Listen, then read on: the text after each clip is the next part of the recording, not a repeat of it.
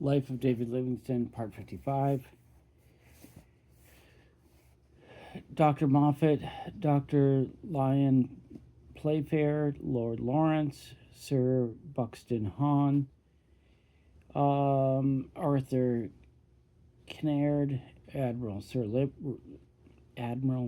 William, Sherard Osborne, Codrigan, and O'Mahony of the British Navy, besides deputations from the various learned societies and from Glasgow, Edinburgh, and Hamilton, together with other men of eminence too numerous to replicate. The procession did not enter the abbey till past 1 o'clock, and long before that hour every available space in the vicinity of the grave was occupied, and there were persons even in the chancellery. Clerestory?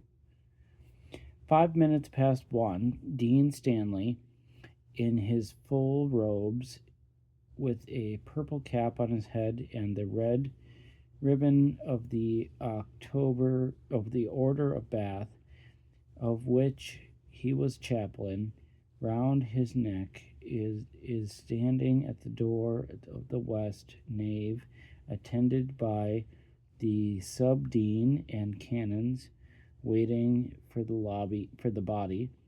Now we see the procession slowly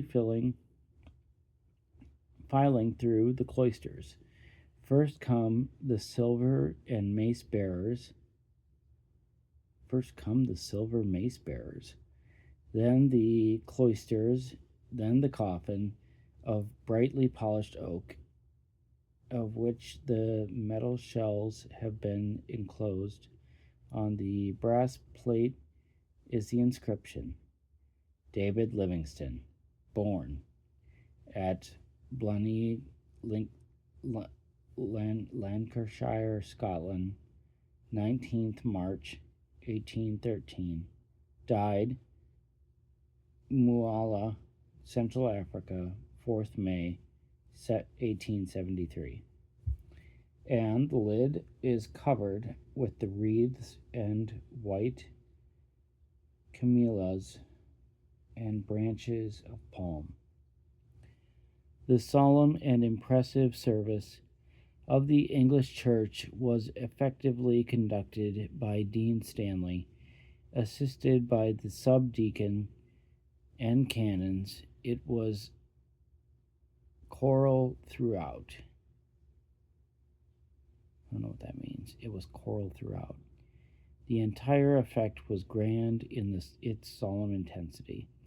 The grave is in the center of the west part of the nave, in close proximity to those of Telford and Stevenson, the engineers, Sir James Outram, and General Wade, the soldiers and other men of eminence in various lines of service. It is in a spot cheered with sunshine, and during the funeral service it was illuminated by a ray of sunlight which, passing through the superb stained glass memorial window erected to the memory of Brunel, the engineer of the Thames Tunnel, and the Saltash Viaduct, had a fine effect. The grave is shallow, owing to the fact that the soil is too sandy to admit of digging deep.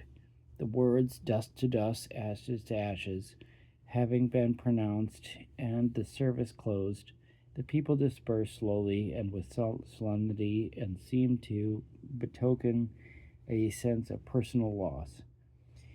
One fact was evident throughout all the doings of the 3 days, from the time of the landing at Southampton to the close of the ceremonies in Westminster Abbey, and that was that the deceased explorer missionary had won the respect, the esteem, nay, the love of all classes, from the royal household to the humblest of all the people.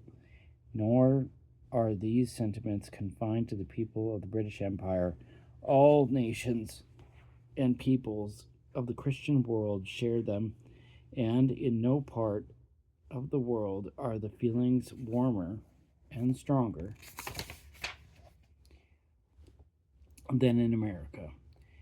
As a partial evidence of this, we may allude to the immense meeting in New York on the 23rd of April. This spacious Academy of Music proved far too small to admit 1,000 of those who sought entrance. The warmly eulogistic address of the Chief Justice daily, Reverend Dr. Adams Henry Ward Beecher, Dr. I. Hayes, and Reverend Dr.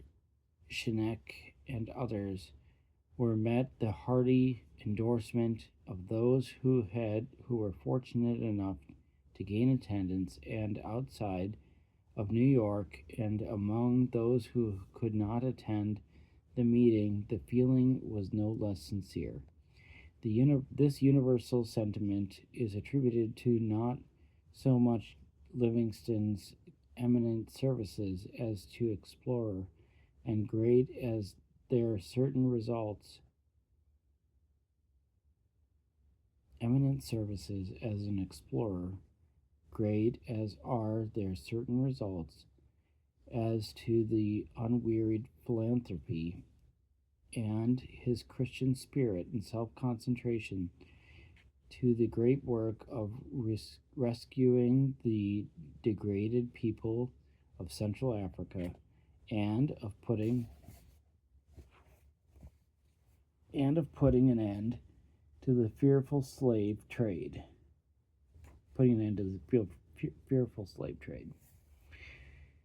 His heart lies buried in the land to whose interests he devoted his best years, and his body is honored in the grave in Westminster Abbey, amid England's most dignified sons.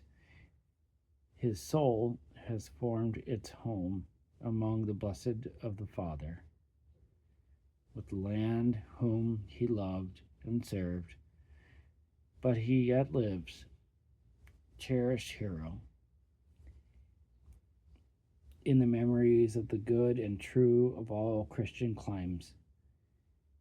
The British government and people received more than they conferred of honor, and in their last and unsparing tributes to his memory.